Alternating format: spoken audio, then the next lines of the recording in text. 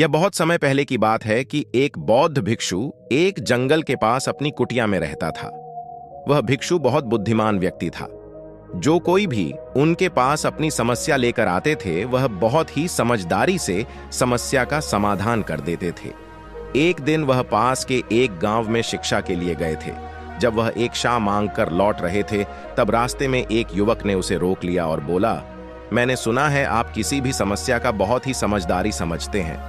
हालांकि मुझे इस पर बिल्कुल विश्वास नहीं है कि आप मेरी जटिल समस्या का समाधान कर सकते हैं, लेकिन मैंने लोगों से आपकी समझदारी के कई किस्से सुने हैं, इसीलिए मैं आपसे कुछ पूछना चाहता हूं। वह व्यक्ति बोला, किसी भी कार्य में असफलता का भय क्यों रहता है, और हम अपने किसी भी लक्ष्य को कैसे प्राप्त कर सकते हैं, और वो भी असफलता के डर के बिना। बौद्ध भिक्षु सुनकर मुस्कुराए और कहा, मैं आपके इस सवाल का जवाब जरूर दूंगा, और उसके बाद आपकी सारी घबराहट भी खत्म हो जाएंगी। लेकिन उससे पहले तुम्हें मेरे साथ मेरी कुटिया तक चलना होगा।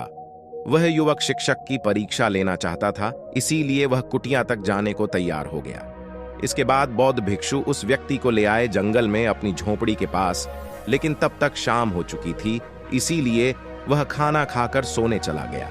जब वह अगले दिन उठा तो बहुत वीक सुने लड़के से कहा, चलिए आज मैं आपको जंगल में घूम आने ले चलता हूं। और वे दोनों जंगल में घूमने निकल गए। कुछ समय बाद बौद्ध भिक्षु उस लड़के को एक गुफा दिखाई और कहा, चलिए मैं आपको उस गुफा के आसपास कुछ लिखता है। लड़के ने कहा, हाँ चलो, मुझे भी देखने की इच्छा है। इसके बाद वे दोनों गुफा के अंदर चले गए। गुफा के अंदर था, लेकिन थोड़ी देर बाद बौद्ध भिक्षु चुपचाप तरीके से गुफा से बाहर निकल जाता है और उस गुफा का द्वारा बाहर से बंद कर देता है। उस लड़के ने गुफा के अंदर से बहुत शोर मचाया। वह कहने लगा कि ओ साधु, आप कहां चले गए? तुम मुझे जवाब क्यों नहीं दे रहे हो? लेकिन काफी देर तक कोई जवाब नहीं मिलने के बाद वह घबरा गया। वह व्यक्ति घबरा गया और गुफा के द्वार की ओर भागा। जैसे युवा भूखा के द्वार पर पहुंचा, वे अचंभे में आ गया है कि यह क्या है। अब वह उस अंधेरी गुफा में बिल्कुल अकेला, बहुत डर हुआ और परेशान है। वह सोचने लगा कि क्या साधु ने उसे मारने की योजना बनाई थी। अब वह गुफा में घूमने लगा, रास्ता तलाशने लगा। वे काफी देर तक गुफा के आसपास घूमता रहा, लेकिन उसे कोई रास्ता नहीं सूझ रहा था। इसीलिए वह एक जगह चुपचाप बैठ गया। तभी उसने देखा कि एक सुरंग से सूरज की रोशनी आ रही है, लेकिन सुरंग तक पहुंचना बहुत कठिन था, क्योंकि चारों तरफ सिर्फ अंधेरा ही अंधेरा था और वो सुरंग भी बहुत ऊंचाई पर थी। लेकिन फिर भी वह फौरन उठ खड़ा हुआ और अपनी सारी भूख प्यास भूलकर उसने अपना सारा ध्यान केंद्रित किया उस तूफान से बाहर निकलने पर। बहुत ही मेहनत और प्रयास के बाद वह धूप की सुरंग तक पहुंच गया और कुछ देर के उस सुरंग के ऊपर चढ़ गया। तभी अचानक उसने देखा कि वह साधु हाथ बढ़ा रहा है। वह लड्ढाका जल्दी से बाहर आ गया। जैसे ही वह बाहर निकला, वह उस साधु पर गुस्से से चिल्लाने लगा, भिक्षु, क्या तुम पागल हो? तुमने मुझे अकेला छोड़ दिया। क्या आप जानते हैं कि मैं कितना डरा हुआ था, मैं कितना प्यासा और भूखा था? उस साधु ने मुस्कुराते हुए उसे पानी पिलाया और कहा कि मेरी बात ध्यान से सुनो। आप केवल 2 कारणों से गुफा से बाहर निकले, जिसने आपको इस गुफा से बाहर आने पर मजबूर किया। पहला कारण, तुम बहुत भूखे और प्यासे थे, और दूसरा कारण यह है कि आपको वहां घुटन में महसूस होने लगी, क्योंकि आप दोस्त और परिवार के साथ रहने की आदी है। अब मैं आपको 2 मुख्य कारण बताता है, आप इस गुफा से बाहर क्यों निकल पाए। पहला कारण है कहने को, लोग तुम्हारे साथ नहीं थे कि आप सुरंग तक कैसे पहुंच पाएंगे प्रिय। इस अंधेरे में इतना ऊंचे तक ऐसा हो ही नहीं सकता।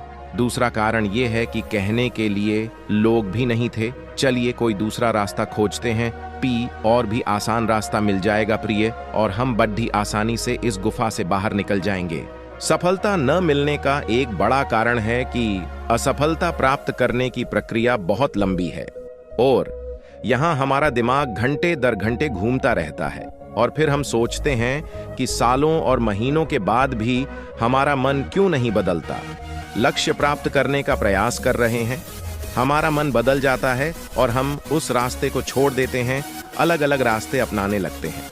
गौतम बुद्ध अक्सर अपने शिष्यों को कहा करते थे कि हम समस्या को तभी देखते हैं जब हमारा ध्यान अपने लक्ष्य पर नहीं होता है, और यह 100% सच है।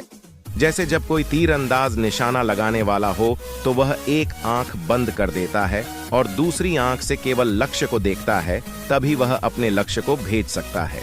हम असफलता से डरते हैं जब हमारा ध्यान लक्ष्य पर नहीं होता, बल्कि रास्ते में आने वाली मुश्किलों पर ध्यान देते हैं। आप गुफा से बाहर निकलने पर भी सक्षम थे, क्योंकि आप गुफा के अंदर कुछ भी नहीं देख सकते थे, केवल उस रंग से आने वाले रोशनी को छोड़कर।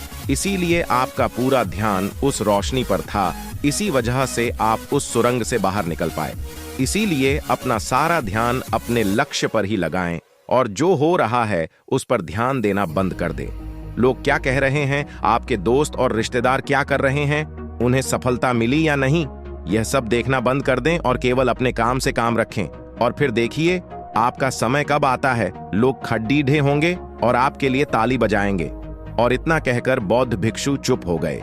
उस युवक ने कहा है, साधु पी, आपने आज मेरी आंखें खोल दी।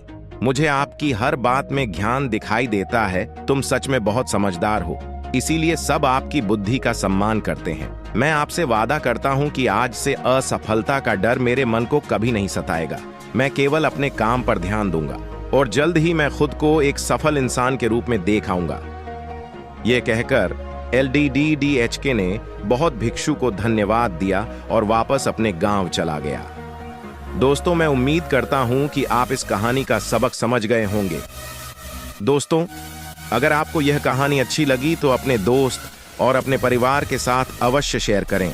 और जो भी लोग असफलता से डरते हैं, उन लोगों को यह स्टोरी जरूर शेयर करें ताकि वह भी अपने लक्ष्य को प्राप्त कर सके।